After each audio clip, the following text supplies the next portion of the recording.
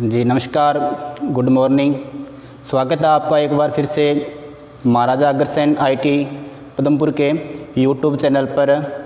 तो आज अपने जो टॉपिक स्टार्ट करने जा रहे हैं वो इलेक्ट्रीशियन ट्रेड से हैं और जो फोर्थ सेमेस्टर के विद्यार्थी हैं जिनके एग्ज़ाम जुलाई या अगस्त में होने जा रहे हैं, तो उनके लिए ये टॉपिक बहुत ही बढ़िया है। और दूसरे जो विद्यार्थी कंपटीशन की तैयारी कर रहे हैं और उनके लिए भी ये टॉपिक बहुत बढ़िया है, क्योंकि कंपटीशन एग्ज़ाम में इस टॉपिक में से क्वेश्चन बहुत सारे पूछते हैं।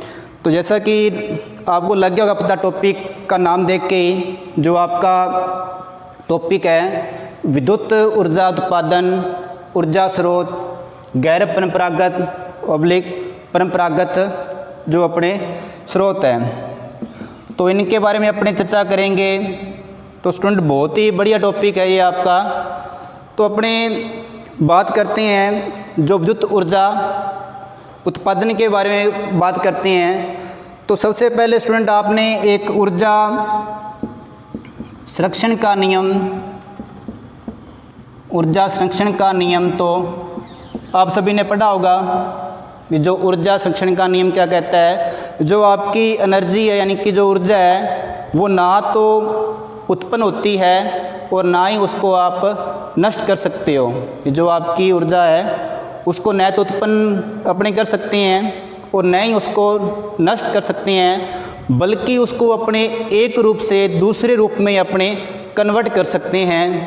तो जो आपका ऊर्जा संरक्षण का ये सिद्धांत या यह नियम कहलाता है। तो विद्युत ऊर्जा उत्पादन करने से पहले अपने जो ऊर्जा के स्रोत है यानी कि ऊर्जा सोर्स है उसके बारे में जानना बहुत ज़रूरी है। तो अपने सबसे पहले उनके बारे में पढ़ लेते हैं। जो आपके ऊर्जा स्रोत है या इसको अपने सोर्स बोलते हैं, तो मुख्य रूप से दो प्रकार के होते हैं जो आपके ऊर्जा सोर्स है। तो अपने इसका अगर वन नाम दे तो उसको अपने बोलते हैं गैर परंपरागत स्रोत। पहले जो हिंदी वाले विद्यार्थी है वो सुन लेना, हिंदी में इसको बोलते हैं गैर परंपरागत। और जो आपका दूसरा टाइप है उसको अपने परंपरागत बोलते हैं। अगर इंग्लिश में बात करें तो इसको अपने नॉन कन्वेंशनल बोलते हैं, नॉन कन्वेंशनल, या इसको आप नवीनीकरण भी कहते हैं।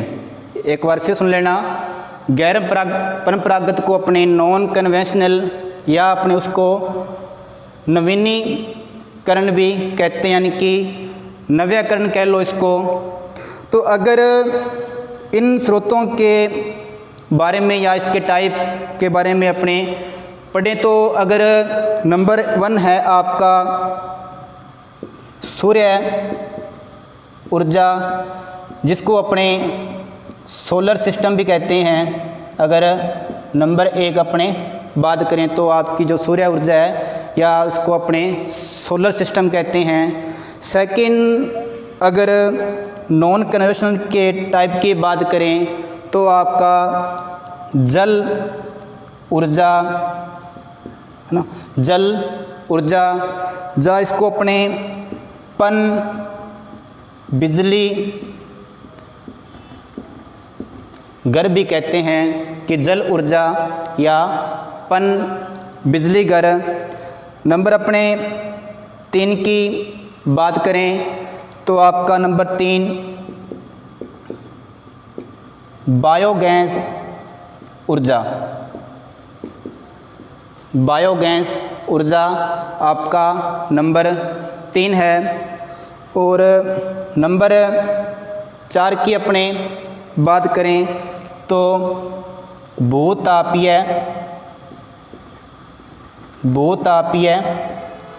ऊर्जा, ये भी आपका गैर परंपरागत ऊर्जा स्रोत के अंदर आता है।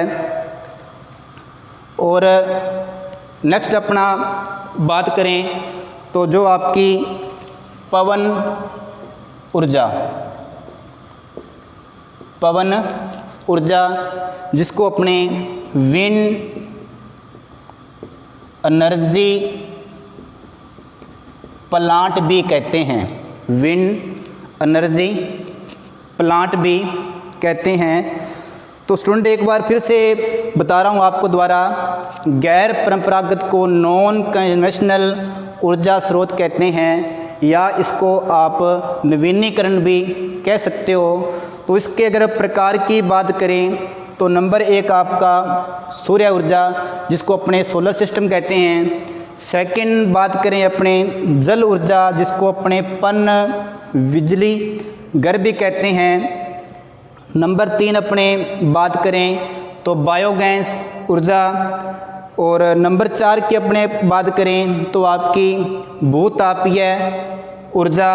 और नंबर 5 की अपने बात करें पवन ऊर्जा, जिसको अपने विंड एनर्जी प्लांट भी कहते हैं। तो ये आपके इसके 5 टाइप है, जो इसके बारे में अपने नेक्स्ट पढ़ेंगे, विस्तार से इसके बारे में अपने जानेंगे। सोलर में क्या होता है, जल ऊर्जा में क्या होता है, बायोगैस के अंदर क्या होता है, या भूतापीय के अंदर क्या होता है। तो इसका स्टूडेंट सेकंड जो पार्ट है वो अपने पढ़ लेते हैं। जैसे अपने परंपरागत, देखो नाम से ही लग रहा है, ऐसे मान लो परंपरागत है जो चले आ रहे हैं, जो चले आ रहे हैं। तो इसको आप इंग्लिश में कन्वेंशनल सोर्स भी कहते हैं, कन्वेंशनल स्रोत, या इसको आप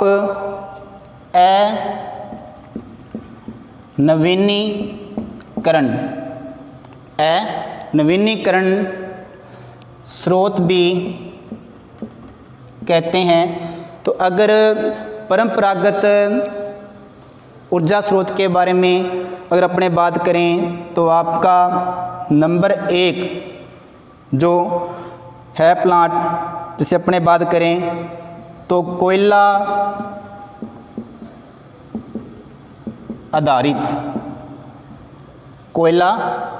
आधारित जो कि एक अनवीनीकरण स्रोत है। जैसे अपने बात करें भी जो आपका कोयला है, कोयले को अपने जला दिया तो वो दोबारा अपने एक राख के रूप में मिलेगा, यानी कि दोबारा अपने को काम में नहीं आएगा। लेकिन जो आपके नवीनीकरण है, इसको आप दोबारा भी प्रयोग में लेके आ सकते हो। लेकिन जो आपके परंपरागत स्रोत है, इसको आप एक बार काम में लेकर आने के बाद में दोबारा आप इसको काम में लेके नहीं आ सकते। तो नंबर 1 जो आपका है कोयला आधारित, जो भी आपका जैसे अपने थर्मल पावर प्लांट की अगर अपने बात करें तो दूसरे की अपने बात करें तो आपका परमाणु प्लांट। तो ये भी आपका एक परंपरागत ऊर्जा स्रोत के अंदर आता है। परमाणु, जो भी परमाणुओं का विखंडन करके ऊर्जा अपने को प्राप्त करते हैं। तो एक बार फिर स्टूडेंट बता रहा हूँ आपको, जो आपके ऊर्जा के सोर्स हैं वो 2 प्रकार के होते हैं, गैर परंपरागत और आपके परंपरागत। गैर परंपरागत यानी कि नॉन कन्वेंशनल, परंपरागत को अपने कन्वेंशन कहते हैं। गैर परंपरागत को से अगर टाइप की बात करें तो सूर्य ऊर्जा, जल ऊर्जा, बायोगैस ऊर्जा, भूतापीय ऊर्जा, पवन ऊर्जा। परंपरागत की बात करें तो आपका कोयला आधारित प्लांट है या परमाणु प्लांट है। तो अपने इसके बारे में एक बार अपने पढ़ लेते हैं। जैसे अपने बात करें आप जी, तो अपने गैर परंपरागत ऊर्जा स्रोत के जो अपने टाइप लिखे थे या पढ़े थे अपने, तो उसमें आपका 1 नंबर जो था सूर्य ऊर्जा, बहुत ही मोस्टली है, इम्पोर्टेंट है, ध्यान से सुनना। जो सूर्य ऊर्जा है यानी कि वो आपको प्रत्यक्ष और अप्रत्यक्ष दोनों रूप में मिलती है। प्रत्यक्ष और अप्रत्यक्ष दोनों रूप में मिलती है। कैसे मिलती है देखो स्टूडेंट, नंबर 1 बात करें तो जो आपका सूर्य है उससे अपनी सीधी अपने को ऊष्मा मिलती है, जो कि एक इसका प्रत्यक्ष रूप से प्रकार है। दूसरी टाइप यानी कि बात करें तो आपका अप्रत्यक्ष, जैसे अपने जो भी सूर्य से ऊर्जा है अपने उसको इकट्ठी करते हैं और इकट्ठी करने के बाद में जो भी आपके हीटर है या आपके प्रकाश व्यवस्था को अपने चालू कर सकते हैं। यानी कि प्रत्यक्ष की बात करें तो जो आपकी सूर्य से सीधी अपने को ऊष्मा मिलती है वो आपका एक प्रत्यक्ष टाइप है। दूसरी अगर बात करें अप्रत्यक्ष में, तो जो भी सूर्य से ऊर्जा अपने को प्राप्त होती है उसको अपने इकट्ठी करते हैं और बाद में इसको एक हीटर चलाने में या प्रकाश व्यवस्था करने में अपने को काम में लेते हैं। तो देखो इस प्रकार के प्लांट का जो उपयोग है वो बहुत ही अधिक है। तो नंबर एक अगर इसके अपने उपयोग की बात करें या इसके लाभ की बात करें तो नंबर एक इसका जो आपका लाभ है, यह जो सोर्स है वो एक आपका प्रदूषण रहित होता है, यानी कि प्रदूषण इस के अंदर नहीं होता है और जो इसकी लाइफ टाइम वैल्यू है वो सबसे अधिक होती है। तो स्टूडेंट अगर इसके उपयोग की बात करें तो इस प्रकार का प्लांट प्रदूषण रहित, बिल्कुल प्रदूषण बिल्कुल नहीं होता है और जो इसकी लाइफ है यानी कि इसका जीवन काल इसका आपका लंबा होता है। तो अगला पॉइंट आपका है जो सूर्य से अपने को ऊर्जा प्राप्त होती है वो अपने एक तरंग दैर्घ्य के रूप में प्राप्त होती है। जो भी अपने को इससे ऊर्जा मिलती है या किरणें अपने को सूर्य से मिल रही है वो एक तरंग दैर्घ्य के रूप में होती है। तो स्टूडेंट अगर तरंग दैर्घ्य की इकाई की बात करें तो सबसे जो छोटी इकाई होती है वो आपकी माइक्रोमीटर होती है और सबसे इसकी जो बड़ी इकाई है वो मीटर में होती है। तो इसको नोट कर लेना, तरंग दैर्घ्य की जो छोटी इकाई सबसे वो माइक्रोमीटर होती है और सबसे जो बड़ी इकाई होती है वो आपकी मीटर होती है। और इसके अलावा इसकी एक और इकाई होती है उसको अपने क्या बोलते हैं, एंगस्ट्रॉम बोलते हैं। तो कॉपी पे नोट कर लेना स्टूडेंट, इसकी जो सेकंड इकाई है वो आपकी एक एंगस्ट्रॉम कहते हैं। तो सुन लेना ध्यान से, एक एंगस्ट्रॉम बराबर, एक एंगस्ट्रॉम बराबर 10 की पावर एक एंगस्ट्रॉम बराबर 10 की पावर -9 किलो वाट। एक एंगस्ट्रॉम बराबर 10 के पावर -9 किलोवाट, यानी कि 9 तो आपकी जीरो ये होगी और किलोवाट मतलब 3 जीरो ये होगी। तो इसको भी आप अंडरलाइन करोगे। तो अगले पॉइंट के बारे में अपने पढ़ते हैं। जो आपकी तरंग दैर्घ्य है वो अपने एक सूर्य से जो तरंग दैर्घ्य अपने को जो ऊर्जा मिलती है तो वो एक वेग के रूप में होती है या एक गति के रूप में होती है। तो अपने जो इसकी गति होती है 0.2 माइक्रोमीटर से 400 मीटर तक होती है। जो इसका वेग है किरणों का 0.2 माइक्रोमीटर से 400 मीटर तक होती है। लेकिन स्टूडेंट अब प्रॉब्लम ये आ गई, जो आपकी 0.39 माइक्रोमीटर से 0.78 मीटर। तो नोट करना, अगर जो आपकी प्रकाश की किरणों का वेग 0.39 से कम है, 0.39 39 से कम है तो उसको अपने देख नहीं सकते। और अगर 0.78 से अधिक है, 0.78 से अधिक है तो भी अपने उनको नहीं देख सकते। तो ध्यान देना, अगर 0.39 माइक्रोमीटर से 0.78 मीटर यानी कि 0.39 से अगर प्रकाश की किरणों का वेग कम है तो उसको अपने नहीं देख सकते। और अगर 0.78 मीटर से ऊपर है तो भी अपने उसको नहीं देख सकते। तो जो भी 0.39 माइक्रोमीटर से जो कम है तो उसको अपने परावैंगनी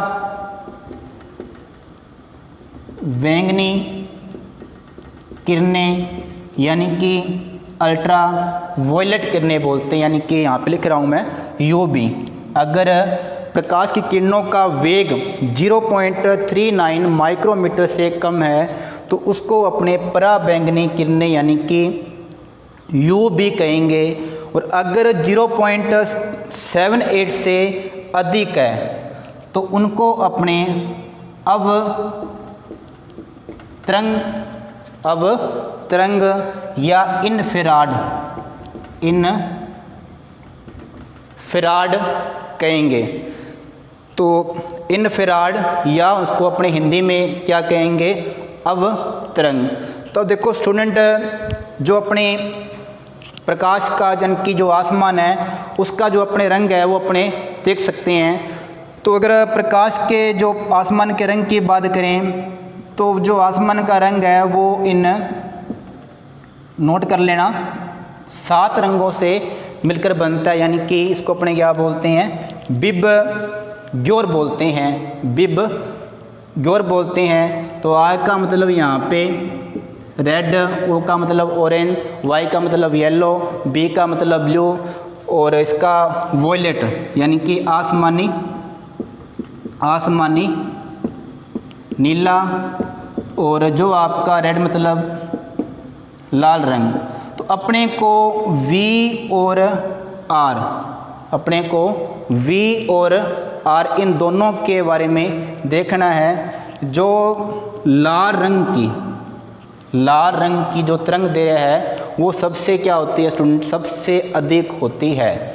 और जो आसमानी नीला रंग है उसकी जो आपकी तरंग दैर्घ्य है उसकी क्या होती है, कम होती है। और लाल रंग की अधिक होती है। तो ये एक बार इतना ही है जो आपका जो सूर्य से जो अपने को एनर्जी प्राप्त होती है। तो नेक्स्ट अपने जो आपका पावर प्लांट था,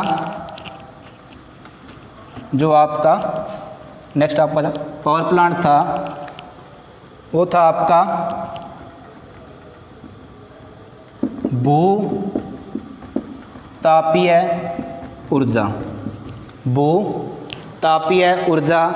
तो इस पावर प्लांट के बारे में अपने जानने, तो इस पावर प्लांट में का उपयोग कहाँ होता है, यहाँ पे आपकी ज्वालामुखी जा सबसे अधिक लावा निकलता है, सबसे अधिक ज्वालामुखी या सबसे अधिक लावा निकलता है। तो वहाँ इस पावर प्लांट का यानी कि भूतापीय ऊर्जा स्रोत का प्रयोग करते हैं। तो नेक्स्ट था आपका बायोगैस ऊर्जा सोर्स, बायोगैस ऊर्जा स्रोत। तो इस प्रकार के पावर प्लांट में जो नेक्स्ट आपका बायोगैस ऊर्जा स्रोत तो है जिसमें आपकी स्टूडेंट मीथेन की मात्रा 70% होती है ना भाई। मीथेन की मात्रा है जो 70% होती है। और जो ये गैस है वो अधिक ज्वलनशील होती है, अधिक ज्वलनशील होती है, जिसमें जो भी कूड़ा कचरा है, गोबर इत्यादि को है ना प्रयोग करके उसको बिल्कुल करके ये ऊर्जा अपने को प्राप्त करते हैं, है ना। तो एक यार वीडियो को लाइक कर दिया करो, क्योंकि लाइव और लाइक में थोड़ा सा डिफरेंस आ रहा है ना, ताकि जो भी नेक्स्ट वीडियो आपको मिल जाए है ना, आपको प्लेलिस्ट में, है ना। तो नेक्स्ट आपका था ऊर्जा सोर्स जल ऊर्जा। जल ऊर्जा तो इस प्रकार के सोर्स के अंदर स्थितिज ऊर्जा को, है ना, स्थितिज ऊर्जा को गतिशील ऊर्जा में, है ना, परिवर्तित करते हैं भाई, है ना। जल ऊर्जा के अंदर क्या करते हैं, स्थितिज ऊर्जा को गतिशील ऊर्जा में कन्वर्ट करते हैं, जैसे आपके टरबाइन वगैरह अपने घुमाते हैं और अपने को जो भी एनर्जी या ऊर्जा अपने को प्राप्त होती है। तो नेक्स्ट अपने जो आपका सोर्स है वो आपका समुद्री ऊर्जा। नेक्स्ट जो आपका सोर्स है यानी कि समुद्री ऊर्जा। तो समुद्री ऊर्जा की बात करें तो इसके आपके दो टाइप है। एक तो आपका वेव यानी कि हिंदी में इसको अपने लहर बोलते हैं, और दूसरा आपका टाइडल, जिसको अपने ज्वार भाटा बोलते हैं। टाइडल वेव यानी कि ज्वार भाटा बोलते हैं। तो यह दोस्तों नोट करना बहुत ही इंपॉर्टेंट है, क्वेश्चन पेपर में पूछता है समुद्री ऊर्जा किस प्रकार से प्राप्त होती है। तो चंद्रमा व सूर्य की गुरुत्वाकर्षण शक्तियों के कारण समुद्री ऊर्जा को प्राप्त करते हैं। तो लिख रहा हूँ यहाँ पे, चंद्रमा व सूर्य की गुरुत्वाकर्षण, चंद्रमा व सूर्य की गुरुत्वाकर्षण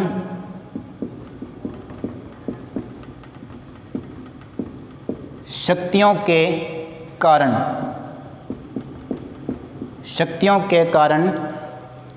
समुद्री ऊर्जा को प्राप्त करते हैं।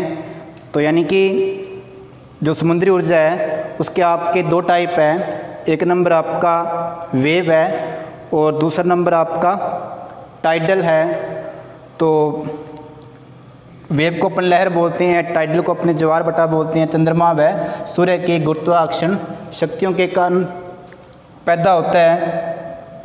तो नेक्स्ट आपका है पवन ऊर्जा, है ना, पवन ऊर्जा, जिसको अपने विंड एनर्जी, है ना, प्लांट बोलते हैं। विंड एनर्जी प्लांट यानी कि वायु या हवा का प्रयोग करके जो भी है अपने टरबाइन घुमाते हैं, टरबाइन से आपका जनरेटर घूमता है। तो इस प्रकार का वो अपने पवन ऊर्जा या विंड एनर्जी प्लांट कहते हैं। तो दोस्तों आज के लिए इतना ही। गैर परंपरागत ऊर्जा स्रोत के अपने प्रकार किए हैं, उसके टाइप किए हैं, है ना। तो नेक्स्ट वीडियो के अंदर अपने क्लास 2 रहेगी जो वो आपके परंपरागत ऊर्जा स्रोत के अंदर कोयला है या परमाणु है या नाभिकीय विखंडन किस प्रकार से पैदा होता है। तो एक ज़्यादा से ज़्यादा वीडियो को लाइक सब्सक्राइब किया करो ताकि आपको नई वीडियो मिल सकें, और ताकि आपके जुलाई में या अगस्त में एग्ज़ाम है ताकि ढंग से आप एग्ज़ाम दे सके। तो थैंक यू, धन्यवाद।